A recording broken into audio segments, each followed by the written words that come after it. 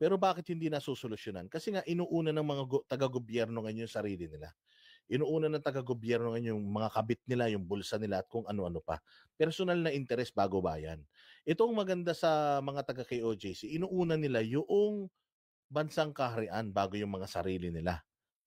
Kasi para sa kanila yun na kung i-adapt lang natin mga bossing yung ganung way of life at saka thinking, I'm sure.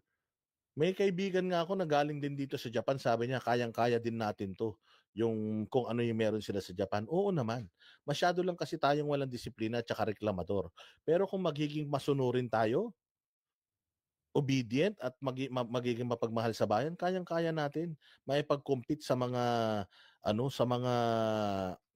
first world country. Kaya sabi nga nito ni Hana lahat ng problema ng bayan natin, kinaharap din ng bayan namin bansang Korean. Pero nasolusyonan namin kasi nga eto yung namin, eto yung norms namin, eto yung mga nakaugalian namin. Ganito kami kumilos at ganito ang mindset namin.